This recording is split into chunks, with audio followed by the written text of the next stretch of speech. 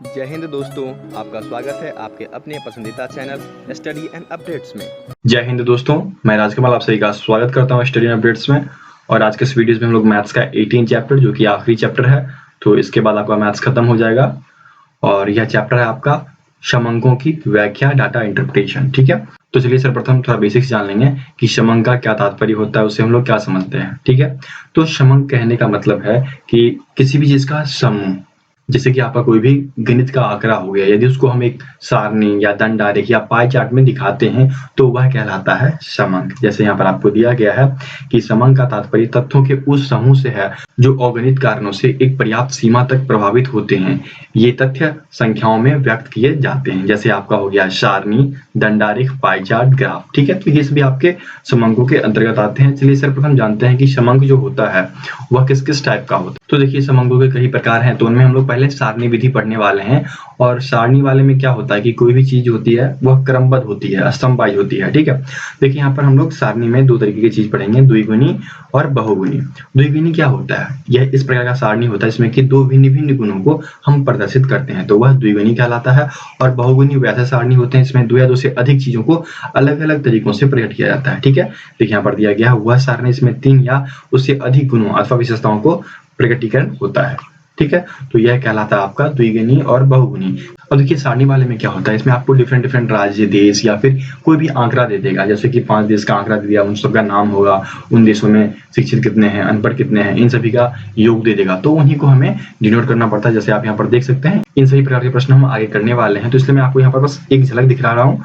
और इन झलक में आप देख सकते हैं इसमें क्या करना पड़ता है, कुल गेहूं की मात्रा, देश में कितनी गेहूं की उत्पत्ति हुई, तो ये सब चीजें निकालनी होती है, जो कि बहुत ही नॉर्मल है। ठीक है, और मूलतः जो होता है वह पाई चार्ट वाला आता है। तो पाई चार्ट में यदि आप इन तीन फॉर्मूले को याद कर लेते हैं तो पाई चार्ट आपका आसान हो जाएगा। देखिए इसमें मुख्यतः क्या होता है कि किसी भी मद का केंद्रीय मान पूछ देता है, कोण पूछ देता है, ठीक है, या पूरा मान पूछ देता है, तो इन फॉर्मूले की सहायता से हम लोग इसे निकालते हैं। जैसे यहाँ पर दिया गया है किसी मद के लिए केंद्रीय कोण बराबर क्या होता है, मद का मान बटे पूरा मान इंटू 360 डिग्री। ठीक है, यह डिग्री में आ जाता है। ओके, देखिए नेक्स्ट आपको दिया है किसी मद के लिए केंद्रीय कोण। केंद्रीय कोण क्या होता है, मद का जो है परसेंटेज मान वह लिखिए बटे 100 इंटू 360 कर दीजिए, आपका मद का केंद्रीय कोण निकल के चला आएगा। और यदि आपसे ये पूछ दिया कि मद का मान क्या होगा, तो मद का केंद्रीय कोण बटे 360 इंटू कुल मान। तो इस प्रकार से आप इन फॉर्मूले का प्रयोग करके बहुत सारे प्रश्नों को सॉल्व कर सकते हैं। मूलतः इसी पे आपको प्रश्न आएगा, तो आप इसे VVI फॉर्मूला लिख दीजिए, ये आपके लिए बहुत ही इंपॉर्टेंट फॉर्मूला होने वाला है। ठीक है, देखिए इसमें क्या होता है, एक चार्ट होता है, जैसे यहाँ पर दिया 40%, 10%, तो यही सारी परसेंटेज चीजें यहाँ पर दी गई होती है। कहीं पर परसेंट दिया रहता है, कहीं पर मान दिया रहता है, कहीं पर आपका एंगल जैसे कि 30 डिग्री दे दिया, तो कहीं पर हमें एंगल डालना पड़ता है। ठीक है, तो इसी चीज का प्रयोग करके हम ये वाली सारणी सॉल्व करने वाले हैं, जो कि बहुत ही महत्वपूर्ण रहेगा एग्जामिनेशन पर्पज से। ठीक है, ऐसे सारणी आपके एग्जाम में आते रहते हैं बार बार। उसके बाद आप देख लीजिए एक दंडारेख, यह भी आपका आता रहता है, यह आपके दो प्लेन में होता है। और दो प्लेन में आप देख सकते हैं इस तरीके से होता है, एक्स प्लेन में आपको वर्ष दिखा देगा और वाई प्लेन में उनके आंकड़े दिखा देंगे। और उनके आंकड़े जो होते हैं वह आपको ऐसे डिनोट करना पड़ता है, किसी में कम, किसी में ज्यादा, किसी में क्या होता है बीच में देता है, तो वहां पर हमें एज्यूम करना पड़ता है कि जैसे इसका बीच का मान क्या हो जाएगा, 35 हो जाएगा। तो इन सभी चीजों को यदि आप जानते हो, बचपन में पढ़ते आए हो, 10th में ये सब चीजें दी गई थी, तो यदि आप पढ़ते आए हो तब तो आप पारंगत हो। सीधे प्रश्न पे आ जाओ। और देखिए एक आपका आता है बारंबारता, तो किसी भी संख्या की बार बार आने की जो फ्रीक्वेंसी होती है, प्रोबेबिलिटी होती है, वो उसका बारंबारता कहलाता है। जैसे मैंने यहाँ पर सारणी बनाई 5 6 7 5 6 7 5 6 5 4 3। अब ये 5 देखिए 1 2 3 4 बार आया, तो 5 की बारंबारता क्या हो जाएगी, 4 हो जाएगी। ठीक है, तो ये बारंबारता होता है। और बारंबारता के मदद से हम लोग बहुभुज बनाते हैं, चतुर्भुज बनाते हैं, और एक आयत भी बनाया जाता है, जो कि इस प्रकार से बनाया जाता है। और इसमें कुछ नहीं है, ये जो है आपको एक आंकड़ा दिया रहता है, इस आंकड़े का प्रयोग करके हम लोग क्या करते हैं, उनको दर्शाते हैं। जैसे यहाँ पर आपको दिया कि 0 से 10 वर्ष के छात्र की जो संख्या है वह 5 है, तो हम लोग 0 से 10 वाले में 5 दिखाएंगे। ठीक है, तो ये सब आंकड़ा आपको बनाने नहीं कहेगा, आपको जो मूलतः पूछा जाएगा वो आपका एक ये पार्ट रहेगा और दूसरा पार्ट आपका ये रहेगा। ये दोनों चीजें प्रश्न में बहुत बार पूछी जाती है, तो आप इन दोनों को मूलतः याद करके चलोगे। ठीक है, यदि आप 10th के स्टूडेंट होते तो आपको बारंबारता सीखना पड़ता और उस पर जोर देना पड़ता। ठीक है, तो इसे मैं स्किप करता हूँ, मैं आगे बढ़ता हूँ। और इसके कुछ देखिए यहाँ पर महत्वपूर्ण तथ्य एवं सूत्र दिए गए हैं, जो कि बहुत ही इंपॉर्टेंट होता है किसी भी चैप्टर का। आप तथ्य पढ़ना ना भूलें, यदि आप एक बार तथ्य पढ़ लोगे और चैप्टर के बेसिक्स को नहीं भी पढ़ोगे तो भी आप प्रश्नों को सॉल्व कर सकते हो। ठीक है, देखिए यहाँ पर दिया गया है कि इस प्रकार के प्रश्न हल करने के लिए हमें पहले दिए गए तथ्यों को ध्यानपूर्वक अध्ययन करना पड़ता है और उनके मात्रकों का विशेष ध्यान रखना पड़ता है। ठीक है, पहली चीज आप क्या ध्यान रखोगे कि जो भी तथ्य दिया गया है उन तथ्यों को रीड करोगे और उनके मात्रकों को ध्यान में रखोगे। फिर देखिए सेकंड दिया गया है, कुछ प्रश्न केवल दिए गए तथ्यों को देखने पर ही हल हो सकते हैं, अतः इस प्रकार के प्रश्नों को लंबी गणना करने से बचना चाहिए। कभी कभी क्या होता है कि हम क्या करते हैं कि सभी गणना करने में लग जाते हैं, लेकिन प्रश्न क्या होता है कि सिर्फ आप देखोगे और प्रश्न आपका सॉल्व हो जाता है, जैसे मैं आपको करके दिखाऊंगा अभी। ठीक है, बहुत प्रश्न ऐसे होंगे इसमें गणने करने की कोई जरूरत नहीं होगी और प्रश्न देखते ही सॉल्व हो जाया करेगा। ओके, तो देखिए ये आपका हो गया सेकंड। थर्ड देखिए दिया गया है, यदि किसी प्रश्न में गणना करना आवश्यक हो तो तथ्यों के लगभग माने हुए मान को ही लेते हैं। ठीक है, तो अप्रॉक्स आप मान के चलोगे कि हाँ, जैसे आपको दिया 39.9 तो आप 40 ले सकते हो, 40 को मल्टीप्लाई कर दोगे तो अप्रॉक्स गणना हो जाएगा और वो आपका सही और सटीक होगा। ठीक है, फिर देखिए आपका फोर्थ तथ्य दिया गया है कि इस प्रकार के प्रश्न को सॉल्व करने के लिए आपको औसत एवं परसेंट ये दोनों चीज आना चाहिए। यदि ये आपको आता है तो प्रश्न आप आसानी से सॉल्व कर दोगे। जैसे आपसे प्रतिशत पूछेगा तो उसका संगत मान बटे कुल मान, ठीक है, इंटू 100 हो जाता है। यदि संगत को में पूछ दे तो प्रतिशत इंटू 360/100 हो जाता है। ठीक है, तो इस प्रकार मैंने बताया आपको कि 3 वो और 2 ये, तो कुल 5 हो गए। इन पांचों के बदौलत आप पूरे अध्याय को सॉल्व कर सकते हो। ठीक है, और बारंबारता को मैं स्किप करता हूँ, उसकी कोई जरूरत नहीं है। दोस्तों, आप सभी की सुविधाओं का ख्याल रखते हुए स्टडी एंड अपडेट्स के द्वारा एक फेसबुक ग्रुप बनाया गया है। व्हाट्सएप ग्रुप फुल हो चुका है, वहां पर और बच्चे नहीं जुड़ सकते हैं, तो इसका ख्याल करते हुए एक फेसबुक ग्रुप बना दिया गया ताकि आप सभी यहाँ पर ज्वाइन कर लें। यहाँ पर जुड़ने का फायदा ये है कि आपको यहाँ पर कुछ क्विजेस कराई जाती है, या फिर जो भी वीडियो की नोटिफिकेशन आती है, या फिर जो गवर्नमेंट जॉब्स की नोटिफिकेशन आती है, वह सब यहाँ पर डाली जाती है। आप देख सकते हैं ये सारी लिंक्स यहाँ पर डाल दी जाते हैं। तो ज्वाइन करने के लिए इसका लिंक डिस्क्रिप्शन बॉक्स में दिया गया है, फेसबुक ग्रुप लिखा हुआ है, वहां पर जाकर आप इसे ज्वाइन कर सकते हैं। ठीक है,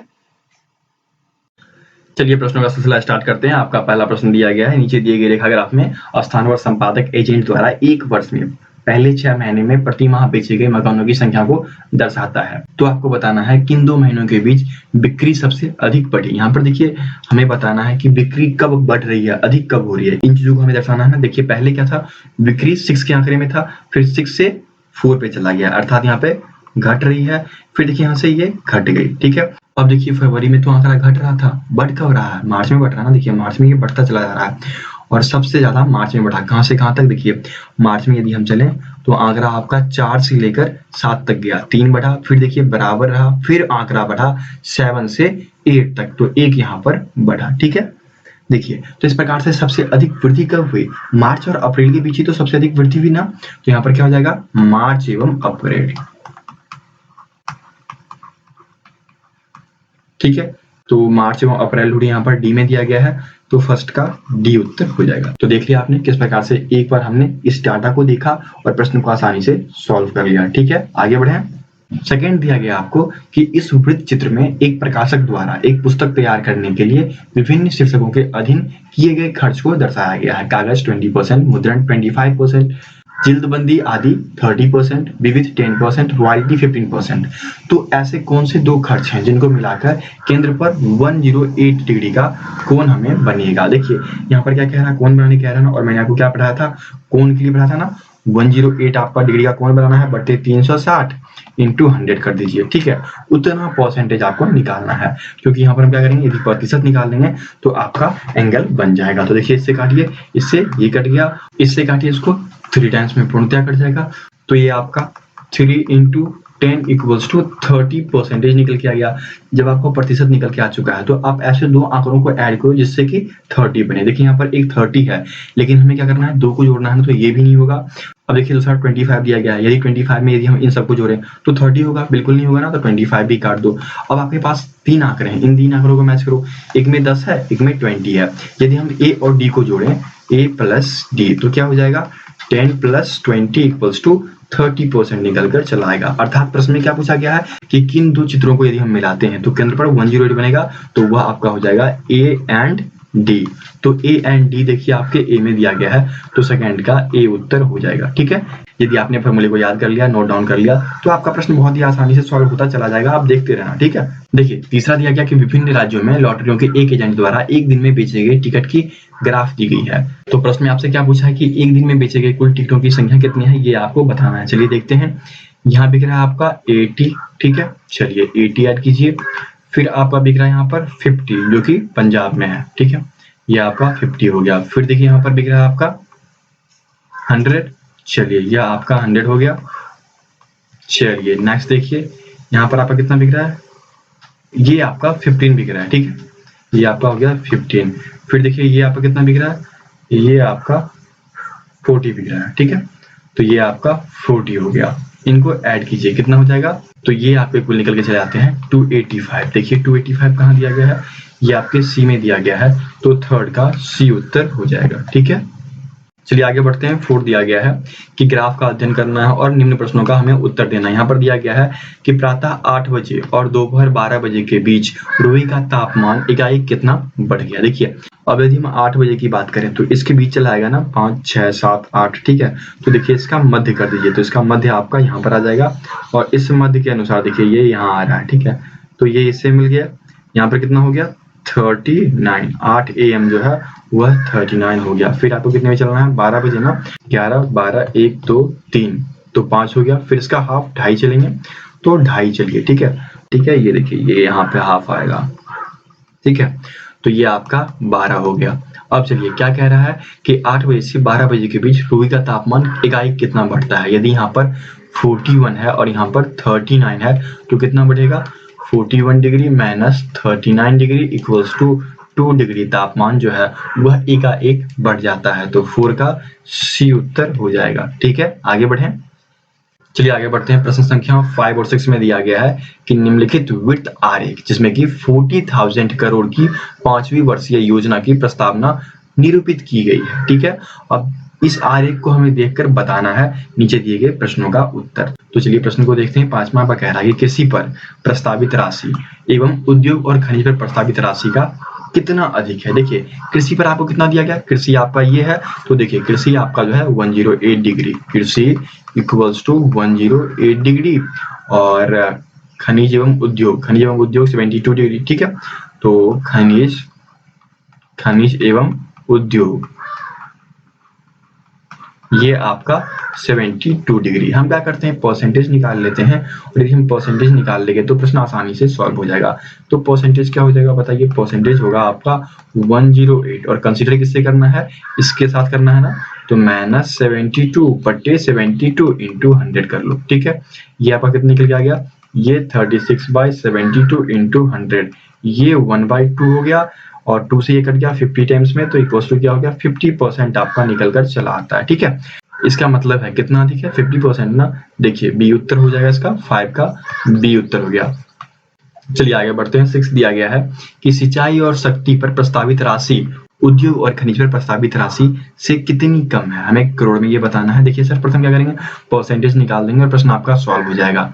यहाँ पर कृषि पर कितना है 72 ना, और सिंचाई और शक्ति पे कितना है, तो सिंचाई और शक्ति पे आपका 45 है। देखिए ये आपका सिंचाई एवं शक्ति हो गया, ठीक है, जो कि 45 होगा, तो यहाँ पर हो गया -45 जो कि डिग्री में है, और बटे में क्या हो जाएगा 360 हो जाएगा ना, 360, और इंटू यदि हम पूरा मूलधन कर दें तो परसेंटेज आराम से निकल जाएगा, ठीक है। तो इसे हम करेंगे 40,000 करोड़ से, तो ये आपका हो गया 40,000 करोड़ को हम बाद में लिख देंगे, ठीक है, और जो आंकड़ा है करोड़ में ही है, ठीक है, ये आप समझिए।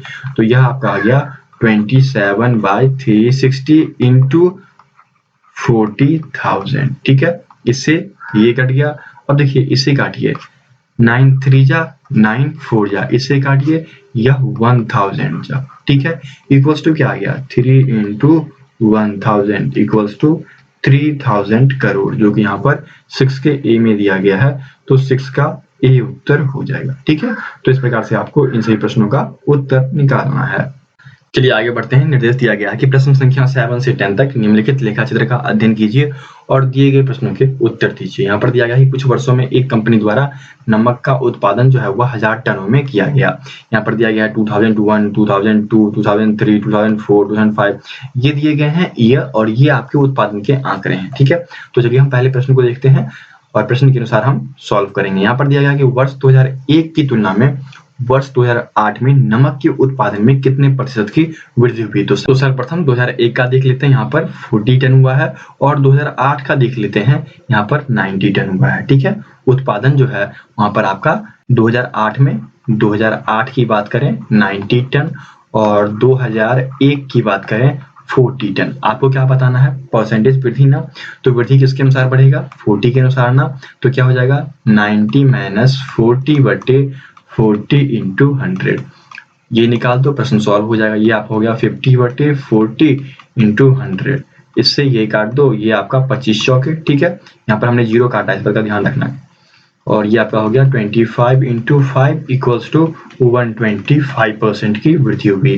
तो 125 यहाँ पर आपको बी में दिया गया है, तो 7 का बी उत्तर हो जाएगा। अब आपका अगला प्रश्न दिया गया है कि दिए गए कितने वर्षों में नमक का उत्पादन उन वर्षों के औसत उत्पादन से अधिक था। देखिए हमें सर्वप्रथम औसत उत्पादन निकालना पड़ेगा। तो औसत उत्पादन क्या हो जाएगा? 40 plus 30 plus 70 plus 25 plus 55 plus 50 plus 80 plus 90, ठीक है। ये कुल हो गए, और कुल कितने वर्ष हैं? तो कुल आपके 8 वर्ष हैं। इन सब का सम करो, ये आपके 440 आ गए, और बटे 8 कर दो इक्वल्स टू 55। ये आपका एवरेज है। हमें ढूंढना है कि एवरेज से ज्यादा स्टार्टिंग से कब हो जाता है। देखिए आपके पहले वर्ष में 40 टन होता है, दूसरे वर्ष में 30 टन होता है, लेकिन तीसरे वर्ष में क्या है? 70 टन हो जाता है। अर्थात तीसरे वर्ष में 55 से अधिक हो गया, जो कि एवरेज है। तो 70 टन तो किस वर्ष में हो गया? तीसरे वर्ष में ना। तो देखिए तीसरे वर्ष में जो उत्पादन है वो अधिक थी। यहाँ आपका 88 का सी दिया गया है, तो सी उत्तर हो जाएगा, ठीक है। अब आगे बढ़िए। 8 दिया गया है कि वर्ष 2004 तथा 2005 का औसत उत्पाद जो है वह किन वर्षों के जोड़े के अनुसार है। यहाँ पर हमें 2004 और 2005 का पहले निकालना पड़ेगा, फिर उसके बाद रिमेनिंग का निकालते हैं, ठीक है। सर्वप्रथम 2004 और 2005 का हम लोग औसत निकाल देते हैं, ठीक है। 2004 और 2005 का, तो 2004 में 25 और 2005 में 55, ठीक है। देखिए आपका हो गया 25 प्लस 55, और यदि हम औसत निकालते हैं 2 साल का निकाल रहे हैं तो क्या हो जाएगा? यह 80/2 इक्वल्स टू 40, ठीक है। ये आपका निकल गया। हमें जो निकालना है इन आंकड़ों से 40 निकालना है। तो 2006, 2007, 2006 में देखिए कितना है? तो 2006 में आपका 50 और 2007 में 80, तो 50 plus 80 by 2 equals to 130 by 2 equals to 65 निकल कर आ गया, ठीक है। तो इसका 65 आया। आगे देखिए 2005, 2006, तो 2005 में कितना है? 2005 में आपका 55 है, और 2006 में कितना है? आपका 50 है, बटे 2 कीजिए इक्वल्स टू 105 बाई 2 निकल के आया, अर्थात 52.5 निकल के चला आया।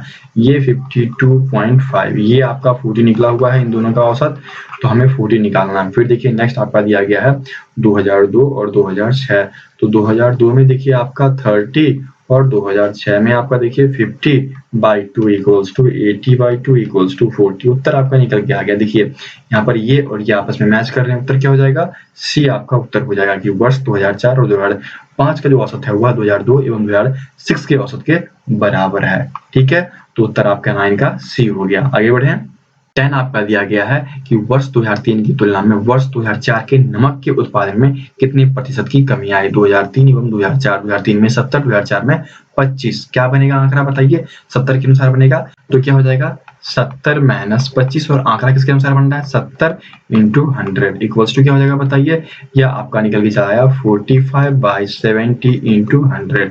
देखिए इससे ये काटिए, और ये आपका आ गया 450/7, इसको काटिए, यह आपका 64.2 के आसपास चला आएगा, ठीक है। अप्रॉक्स वैल्यू होती है, तो 64.2 यहाँ पर देखिए 10 के ए में दिया गया है, तो 10 का ए उत्तर हो जाएगा। तो इस प्रकार से आपका 10 तक सॉल्व हो गया। आगे बढ़े।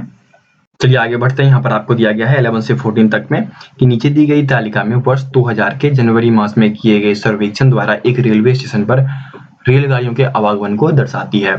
तालिका का अध्ययन कीजिए और निम्नलिखित प्रश्नों का उत्तर दीजिए। यहाँ पर आपको दिया गया है कि देरी कितनी हुई? 0 मिनट, 0 से 30 मिनट, 30 से 60 मिनट और 60 मिनट से अधिक। ये आपको दी गई है देरी, और यहाँ पर पहुंचने वाली गाड़ियों की संख्या एवं छूटने वाली गाड़ियों की संख्या दी गई है। तो सर्वप्रथम चलिए क्वेश्चन पे चलते हैं। 11 दिया गया है कि देर से पहुंचने वाली रेलगाड़ियों की कुल संख्या कितनी है। तो देरी कहने का क्या मतलब है? यदि 0 मिनट लेट, इसका मतलब वह राइट टाइम पर है। यदि इससे ज्यादा हो गया, इसका मतलब वह देर है। तो देर कौन कौन हो गया? 114, 31 और 5। यहाँ पर जोड़ दीजिए 114 प्लस 31 प्लस 5, इसको सम कीजिए, कितना आ गया? 150 आ गया ना। तो 150 यहाँ पर डी में दिया गया है, तो 11 का डी उत्तर हो गया, ठीक है। आगे बढ़े। 12 दिया गया है देर से छूटने वाली गाड़ियों की संख्या। छूटने वाली गाड़ियों की संख्या 0 मिनट, इसका मतलब एग्जैक्ट टाइम, और देरी से छूटने वाली यही 3 बचे ना। 82 प्लस 5 प्लस 3 इक्वल्स टू कितना हो जाता है 90 हो जाता है ना। देखिए 90 यहाँ पर सी में दिया गया है तो 12 का सी उत्तर हो गया। आगे बढ़े 13 दिया गया है कि देर से पहुंचने वाली रेलगाड़ी का प्रतिशत क्या है, परसेंटेज निकालना है। तो देर से पहुंचने वाली कुल कितनी गाड़ियां हैं 150 और 150 तो कुल गाड़ियां हैं और इनकी कुल संख्या कितनी है तो कुल संख्या इनकी 1400 तो बटे में 1400 इंटू 100 कर दो। ठीक है, इससे इसको काटो और 150 को 14 से काट दो इक्वल टू 10.7% निकल के आ जाएगा। देखिए 10.7% यहाँ पर 13 के सी में दिया गया है तो 13 का सी उत्तर हो जाएगा। ओके, 14 दिया गया है यदि रेलवे की समय निष्ठा को रेलगाड़ियों के रेलवे स्टेशन पर निर्धारित समय पर पहुंचने और छूटने के अवसरों की संख्या का कुल पहुंचने और छूटने के अवसरों की संख्या का प्रतिशत के रूप में परिभाषित किया जाए तो सर्वेक्षण करने वाले मास में रेलवे की समय निष्ठा क्या होगी। देखिए समय निष्ठा निकालने के लिए हमें क्या करना पड़ेगा, कुल आंकड़ा निकाल लो। कुल आंकड़े में से क्या है जो डिले आई है या फिर जो छूट गई है उसको निकाल लो और प्रश्न आसानी से सॉल्व हो जाएगा। देखिए सर्वप्रथम रेलगाड़ियों की संख्या याद करते हैं तो इन दोनों को ऐड कर देंगे अर्थात 1400 प्लस 1490 इक्वल्स टू कितना हो जाता है, यह आपका 2890 हो जाता है। कुल लेट एवं कुल पहले कितनी छूटी, तो एक तो आपका 150 था और एक आपका 90 था, कितना हो गया 240। ठीक है, अब आपने संख्या निकाल लिया, चलिए प्रतिशत निकालते हैं। तो क्या करेंगे 100 में से उसे घटा देंगे जो आपके पास आंकड़ा है, तो 100 माइनस कितना हो जाएगा 240 दिया गया ना, तो 240 इंटू 100 और बटे में क्या हो जाएगा कुल टोटल 2890 इक्वल्स टू क्या हो गया 100 माइनस ये आपका हो जाएगा 8.30। ठीक है, अब इसको घटा दीजिए कितना आ जाएगा, यह आपका 91.7% निकल कर चला आएगा। ठीक है, तो 91.7% देखिए यहाँ पर 14 के बी में दिया गया है तो 14 का बी उत्तर हो जाएगा। ठीक है, तो चलिए वीडियो को ज्यादा लंबा नहीं करते हैं, यहीं पर अंत करते हैं और तब तक आप 15 प्रश्न जो है कमेंट बॉक्स में कमेंट करेंगे और इसका सेकंड पार्ट में आपको जल्दी अवेलेबल करा देता हूं। मैं कंटिन्यू रिकॉर्ड तो कर रहा हूं लेकिन वीडियो को 2 पार्ट में तोड़ना पड़ेगा due to lack of internet. तो चलिए मिलते हैं दूसरे वीडियो में, तब तक के लिए जय हिंद। और यदि आप पीडीएफ के बारे में जानकारी लेना चाहते हैं तो बने रहें। दोस्तों, आप सभी की सुविधाओं का ख्याल रखते हुए स्टडी अपडेट्स आपको 2 प्रकार की सर्विसेज देता है। स्टडी मटेरियल्स के लिए वीडियोस तो आपको बिल्कुल फ्री मिलती है। सेकेंडरी जो है, यदि आप वेबसाइट से पढ़ना चाहते हैं, चीजें देखना चाहते हैं, कंटेंट देखना चाहते हैं कि एग्जामिनेशन में कैसा आएगा, तो लिंक आपको नीचे दिया गया होता है, उस लिंक से चले जाएं, उसी लिंक पे आपको सब मिल जाएगा। और बाकी यदि आप डायरेक्टली जाना चाहते हैं तो www.studyandupdates.com ये रहा आपका वेबसाइट। आप इसे गूगल पे सर्च भी कर सकते हो और इसके थ्रू आप जाकर सारी स्टडी मटेरियल्स को देख सकते हो। कुछ की पीडीएफ भी अवेलेबल होंगे तो आप आसानी से डाउनलोड भी कर सकते हो। यह बिल्कुल फ्री है। सेकंड है आपका चार्जेबल प्लान। यदि आप पे कर पाते हो तो आपको ये सुविधाएं दी जाती है और वह सुविधा है व्हाट्सएप का। ठीक है, व्हाट्सएप की सुविधाएं हैं, ये आपका नंबर है 7979946092। ठीक है, इस पे आप व्हाट्सएप करते हैं और जो स्टडी मटेरियल्स आपको चाहिए होता है वो लिखते हैं, पे करते हैं, स्क्रीनशॉट भेजते हैं तो आपको मटेरियल्स दी जाती है। ठीक है, अब चलिए जान लेते हैं कि वो मटेरियल्स हैं क्या। तो पहला मटेरियल्स है आपके अरिहंत बुक का पीडीएफ है। इसमें आपके जीके, रीजनिंग, मैथ एवं हिंदी आता है और यह जो है एक मिनिमम चार्ज ₹30 पे ऑफर की जाती है। यदि आप ₹30 पे कर पाते हो तो आपको अरिहंत बुक का पीडीएफ प्रोवाइड करा दिया जाएगा। ठीक है, तो ये था आपका चैप्टर वाइज। इसमें आपको रीजनिंग, हिंदी, मैथ जो भी है सब चैप्टर वाइज मिलेंगे।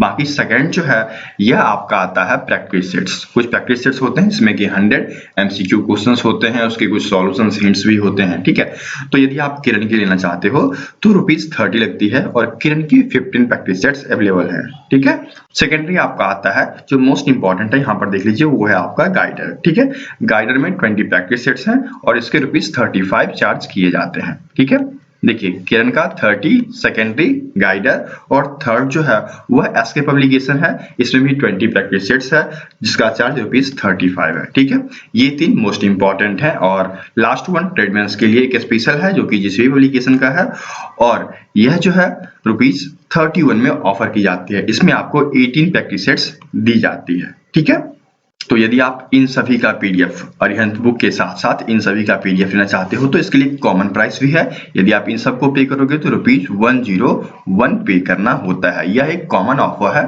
ठीक है, यह एक कॉमन ऑफर है। बाकी आप देख सकते हो यदि सबका प्राइस ऐड करोगे तो 150 के आसपास पड़ता है और यह आपका 101 जो बहुत ही सुविधाजनक है, तो आप इसे आसानी से प्राप्त कर सकते हो। इसके लिए आपको क्या करना पड़ेगा, पहले मैसेज करेंगे, मैसेज करने के बाद आपको डिटेल्स दी जाएगी, डेमो दिखाया जाएगा, आप डेमो पसंद करते हैं, फिर आपको पेमेंट का तरीका बता दिया जाएगा, आप पेमेंट करते हैं, स्क्रीनशॉट भेजते हैं, फिर आपको सारी पीडीएफ्स दी जाएगी। यदि आप गूगल ड्राइव यूज करना जानते हैं तो आप मोस्ट वेलकम है, आप अपनी ईमेल आईडी देंगे, इस पे हम आपको डायरेक्टली ऐड कर देंगे और मिनट में ही आपको सारी चीजें अवेलेबल हो जाएगी, ठीक है। और व्हाट्सएप से थोड़ा डाटा सेंड होने में टाइम लग जाता है। यदि आप पे करते हो, जैसे ही पेमेंट वेरीफाई होता है उसके तुरंत बाद आपको पीडीएफ भेज दी जाती है। वह पीडीएफ डिपेंड करता है कि नेटवर्क की स्पीड क्या है, उस स्पीड के साथ आपके पास प्राप्त हो जाती है।